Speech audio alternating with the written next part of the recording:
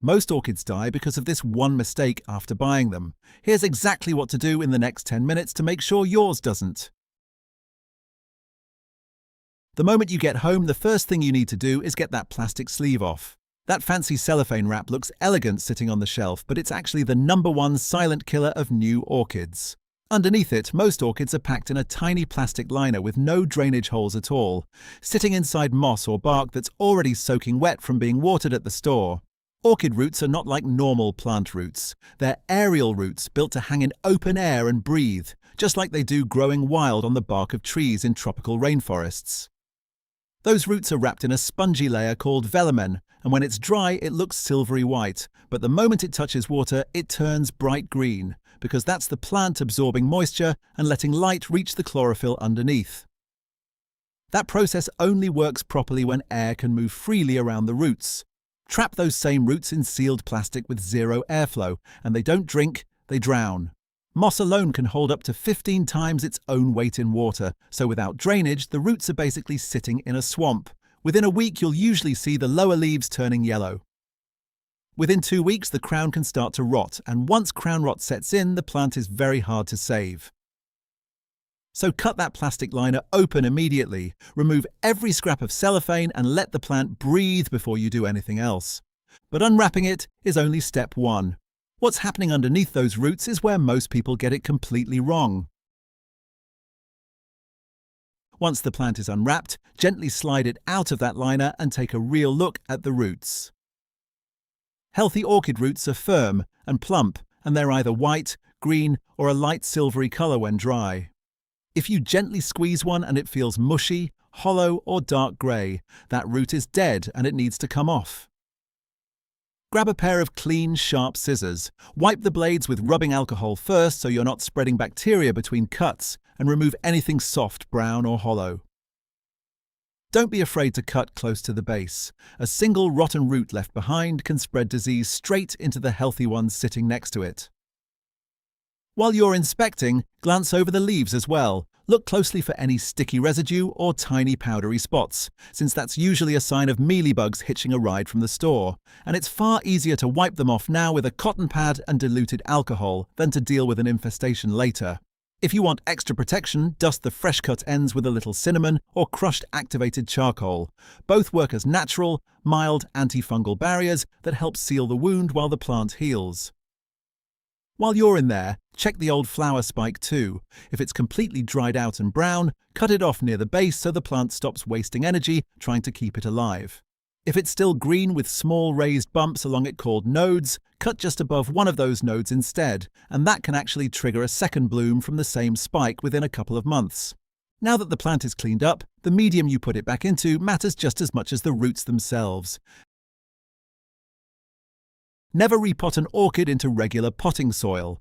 It holds far too much moisture and it will suffocate the roots within days. What you want instead is a chunky bark-based orchid mix that lets air move all the way through it. Or, if you want faster results, a semi-hydroponic setup using a clear container with no soil at all. With semi-hydro, you only want the very tips of the roots touching the waterline. The rest of the root system should stay exposed to open air above it. That's exactly what lets the plant absorb moisture while still breathing, which is how it survives in nature in the first place. If you're using bark instead, pick a pot with plenty of drainage holes, never a sealed decorative pot with no holes at the bottom, and make sure the roots have room to spread out instead of being crammed against the sides. A clear container is actually a nice bonus here too, because it lets you watch new root growth happening in real time without disturbing the plant. This one change, the right medium in the right container, is usually the single biggest difference between an orchid that thrives for years and one that slowly declines over the following months. And once you've got it set up properly, you won't need to touch the medium again for a while. Most healthy orchids only need repotting roughly every 2 to 3 years, so getting it right today saves you this entire process down the line. Even in the right pot though, most people still water their orchid completely wrong. Forget the ice cube trick you've probably seen on the packaging in stores. Orchids grow naturally in warm, tropical rainforests, and ice water shocks their roots. It's not how they evolved to drink at all. Instead, fill a watering can with regular tap water and let it sit out overnight before you use it. That gives the chlorine time to evaporate and lets the water reach room temperature. Water about once a week during summer and cut back to once every 2 to 3 weeks in winter, since the plant needs far less moisture when daylight hours are shorter. What orchids actually crave more than water is humidity. Aim for somewhere around 30 to 40% humidity in the room, which you can boost with a small humidifier or simply by misting the leaves and roots every few days with that same room temperature water. Pair that with a little gentle air movement, like a ceiling fan running on its lowest setting or even a small desk fan nearby, and you're recreating the exact rainforest conditions those roots evolved for, since real rainforests are humid but never still or stagnant. Remember too, the single biggest killer of orchids isn't neglect, it's actually kindness. Overwatering out of love kills far more orchids than underwatering ever does. There's one more thing almost every new orchid owner gets backwards, and it's about where you actually place the plant. Don't set your orchid directly on the windowsill. Direct sun through glass can scorch the leaves, and drafts sneaking in around the window frame can stress the plant more than you'd think. Instead, place it in a bright room a few feet back from the window, somewhere it gets soft, indirect light for most of the day. Just as important, keep it well away from heating vents, radiators and fireplaces. Anything that creates sudden temperature swings will set your orchid back fast, even if the light in that spot looks perfect. Once it's settled into its new home for about 3 weeks, you can start feeding it, but keep it light. A diluted, water-soluble orchid fertilizer applied once or twice a month is genuinely plenty.